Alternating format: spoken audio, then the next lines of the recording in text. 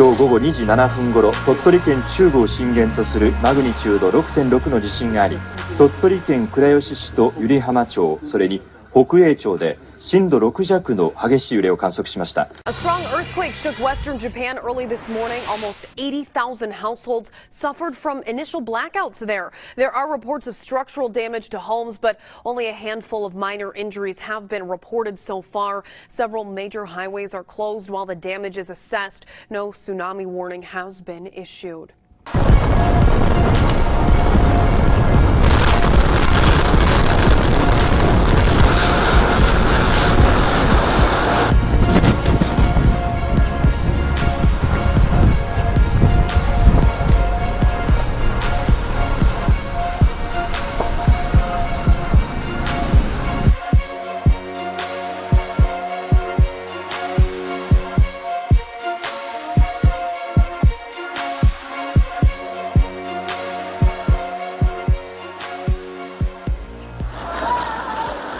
Typhoon Haima, measuring 8 out of 10 on the authorities' severe storm scale, shut down Hong Kong on Friday morning, closing schools, businesses, stock markets and offices.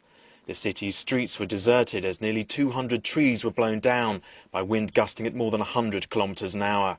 A 50-year-old man was reported dead after falling and hitting his head on a rock by the seafront, and between 8 and 12 injuries were also reported. At the airport, over 700 flights were cancelled, and the city was estimated to have lost more than $500 million in revenue. In eastern Taiwan, low-lying roads were flooded as heavy rain hit. Meanwhile, in the northern Philippines, people began returning to their homes after Haima, the strongest storm in 3 years, hit them. It left a trail of destruction that killed at least 12 people after triggering flooding, landslides and power cuts. Evacuations of high-risk communities helped prevent a larger number of casualties, the authorities said.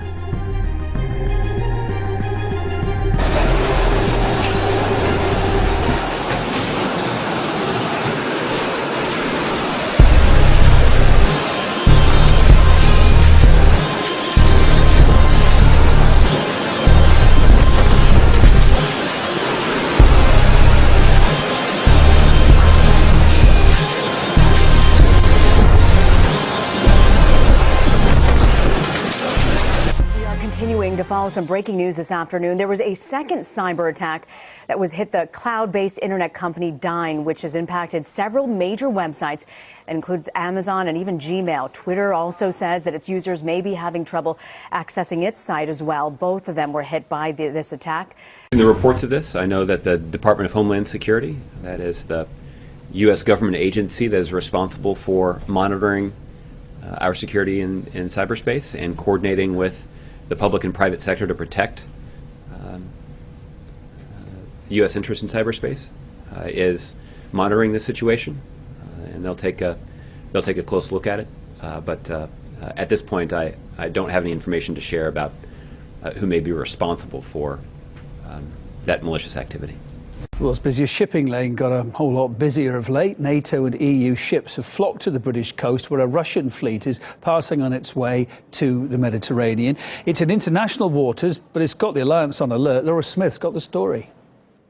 This flotilla of 8 ships headed by the Admiral Kuznetsov has headed down the eastern coast of the UK and, of course, into the English Channel, into the Dover Straits. The Norwegian Air Force filmed them when they were off the Shetland Islands. Those are some pretty great pictures. And then locals and media gathered to watch them in Dover. And, of course, they could see them off the coast because it's just 21 miles wide, that stretch of water. That was earlier on Friday. And, of course, they're being watched very closely by ships from the navies of a number of different countries. There's the UK's HMS Duncan, of course, which has been man-marking the flotilla, according to the Defence Secretary.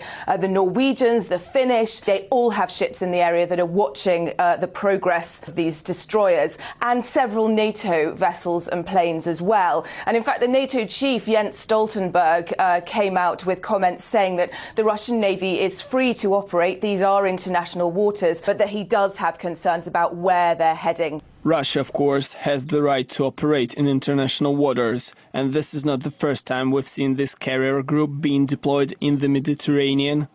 But what creates concern now is that this carrier group may be used to contribute to military operations in Syria and be used to increase attacks on Aleppo. That follows on from UK Defence Secretary's comments yesterday, Michael Fallon, about keeping Britain safe. And of course, the newspapers have carried on this theme on Friday. They're using language about these ships that's really notable. They talk about them lurking, marauding, invading. The Daily Mail has gone with "the Russians are here," and the Express says "Russian nuclear power on our doorstep." So this is really an ongoing thing in the media today. Despite a Russian ceasefire, the United Nations human rights chief has described Aleppo as a slaughterhouse, saying the siege and bombing of eastern districts amount to war crimes. He didn't specifically mention Russia, whose planes have supported the Syrian Air Force. In a video speech to the UN Human Rights Council in Geneva, he accused all parties of violating international law. Armed opposition groups continue to fire mortars and other projectiles into civilian neighborhoods of western Aleppo, but indiscriminate airstrikes across the eastern part of the city by government forces and their allies are responsible for the overwhelming majority of civilian casualties, and these violations constitute war crimes. Russia has announced an extension of its ceasefire until Saturday evening. It says the pause is to allow civilians and fighters who lay down their weapons to leave Aleppo. The foreign minister says he suspects the West wants to protect a Syrian militant group. Jabhat al-Nusra and other organizations that cooperate with them are sabotaging the UN efforts, backed by the Russian and Syrian governments, to set up humanitarian supplies in eastern Aleppo. The routes that such humanitarian aid can go through are being directly shelled. The UN said medical evacuations hadn't begun as hoped on Friday because of a lack of security guarantees and agreement with all sides. It wants to use the Russian pause in the bombing to evacuate the sick and wounded. Many people are understood to be reluctant to leave. A Fox News alert, and for the last hour and a half or so, officials in London have been dealing with the evacuation of London City Airport. It's a smaller airport, not as big as Heathrow or Gatwick, closer to downtown London. Officials say passengers started feeling ill. Many of them, as you can see, have stepped outside of the building, gone out onto the tarmac, and all of the flights in and out of London City Airport are being held right now. Some type of chemical spill or chemical fire and fumes making people sick is getting the blame. London authorities are warning travelers to expect long delays. We're told that at least 2 people have been hospitalized. Ambulance crews treated 26 people there at the scene for difficulty breathing. Weird situation. We don't know what is the cause of it yet. Some kind of chemical incident at London City Airport. When we get more information, we'll bring it to you live. A Russian hacker suspected of targeting the United States is being held this morning in the Czech Republic. The FBI helped Czech police take the man into custody 2 weeks ago, but the arrest was only revealed a few hours ago. The suspect was nabbed during a surprise raid at a hotel in Prague. Jeff Pegues has details of the investigation and what it could mean for U.S.-Russian relations. Jeff, good morning. Good morning. The Russian hacker now faces extradition to the U.S. He was picked up on October 5th during a joint operation by Czech police and the FBI after an Interpol red notice was issued for his arrest. The takedown was on videotape. The man appeared to be caught off guard as police moved in to make the arrest. Police say he fainted and was taken to a hospital for treatment. Authorities say he is connected to cyber attacks on the United States, but investigators have not offered any more specifics than that. Just 2 days after his arrest, the Obama administration blamed Russia for the cyber attack on Democratic Party officials that compromised emails. And at the time of his arrest, U.S. law enforcement sources were telling CBS News that they believe the Russians are trying to influence the U.S. election by scanning and probing voter databases in several states. It is still unclear if the man taken into custody is connected to those cyber attacks, but the U.S. has vowed to respond to the attacks. An official told CBS News that the response would be proportional. I was inside of a building, yes, and we could see that it just looked like a heavy fog had just moved in, and then all at once you started smelling, and I was like, I asked my sister, I said, are you smelling, are you cleaning with bleach or something? And then it was like a burning smell. It was very strong. And of course you guys stayed inside. I think it was a luncheon you were setting up for or something? We were actually hosting a breakfast this morning for some of the some of the staff out at the Atchison Hospital who left very quickly after all of this started. And then you began getting messages. What were those messages telling you guys to stay in place? Yes, messages were saying do not go outside, do not breathe any of that in. We were looking out the windows watching the cars that were stopped at the stoplights and stop signs in front of the building we were in, and everyone had their jackets and coats up covering their noses, and it was pretty scary when it happened.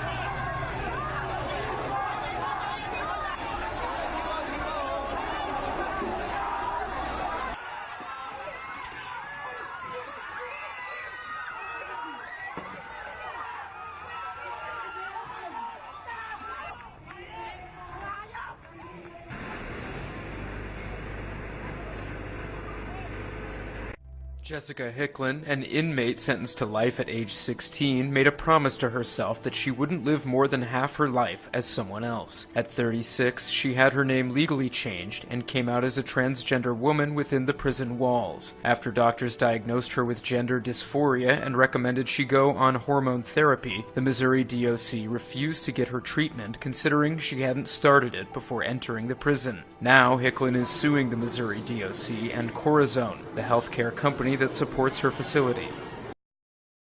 And to the first American killed in Iraq in this urgent effort to take out ISIS.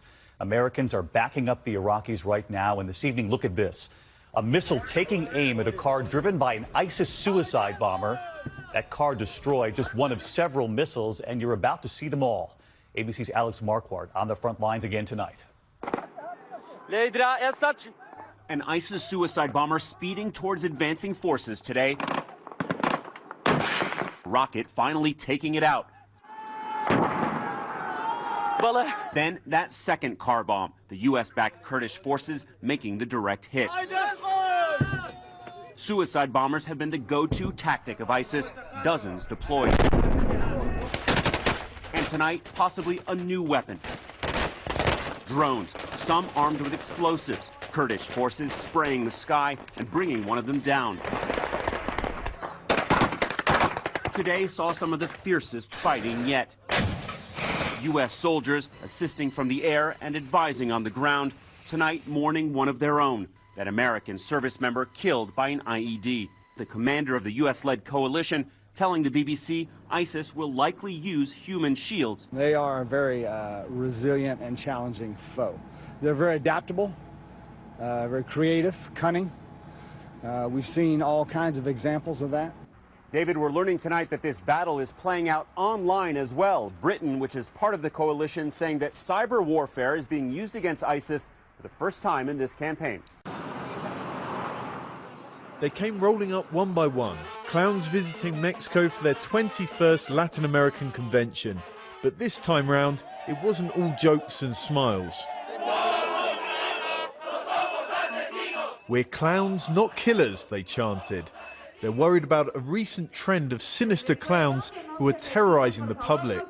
In Mexico, clubs of clown hunters are springing up on Facebook. These men caught one lurking in the northern city of Monterrey. But normal clowns are also being threatened. I don't think it's fair to hit someone who has nothing to do with the killer clowns. It's really affecting us. They're threatening us physically. They're killing us. There's a lot of stress in going out dressed like this. They told us people are now thinking twice before hiring them for events. But it's not all worry and strife. Some clowns were up at 4 a.m. preparing for the prestigious makeup competition, while others swapped tricks and learnt extreme balloon tying. They've come from 14 countries around Latin America. Alvaro's here from Guatemala. He's a policeman and says his costume helps him to reach out to young people. Extortion from gangs has overwhelmed the civilian population and the authorities. But a clown in the street can make you forget those bad things. Those street artists will be the ones that make you smile. Modern clowning arrived in Mexico in the 1920s, and in the 70s, economic troubles led to a multitude of new performers trying their luck on the streets. And there, the tradition has stayed. Clowning might have gone a bit out of fashion in other places, but here in Mexico, it's still a staple, not just at birthday parties and in the circus, but also it's very common to see clowns performing in the street and at traffic lights. After all the negative publicity, this is the face that Latin American clowns want to show the world. John Holman, Al Jazeera, Mexico City. There was a transient female walking down the 2900 block of Connie. She actually had a skull in her possession. It sounds like a story fit for Halloween. She actually had a skull in her possession. A call to police on Wednesday that is now a death investigation. A call like this is not something that happens every day, and we hope we can get down to the bottom of what caused this person to become deceased. Officers confronted the woman at this abandoned house on Connie Drive where their investigation began. She brought the officers to the area where she located the skull. A couple of blocks down to Crosby Way at an abandoned homeless encampment. Detectives, officers, and crime scene technicians spent several hours between Wednesday afternoon and today combing the area for clues. And when the officers went out there, they located a decomposed body. This is their spot. Philip lives in a house next to the encampment where he says the homeless woman he called Victoria has lived for years. He pointed to the exact location where the body was discovered a few feet from her stuff. Right there. Right past those bushes right there you see? Yes. Okay, to the right back there. This guy's house is also next to the encampment. He smelled something foul, thinking it was a dead cat. I walked back there, I said, damn, what the hell was the smell? It made me sick to my stomach, so I turned my eyes around and came on back up here. Here's one for the road. A South Carolina man couldn't believe his eyes when he looked up and he saw an angel. Yes. Look at this cloud in the sky. Is that not an angel or Corey what? Heron took out his phone saying that he felt compelled to share what he was seeing. It is now going viral. Not only that, he says that it was a sign that came at the perfect time because he was struggling with his spirituality. God was telling him. This is awful. It's also not something you see every day, and thankfully, because it is exactly what it appears to be, a chimpanzee who has become the main attraction at Pyongyang Central Zoo. It's a 19-year-old female. She is named Azalea, and she lights and then smokes cigarettes, all on her own.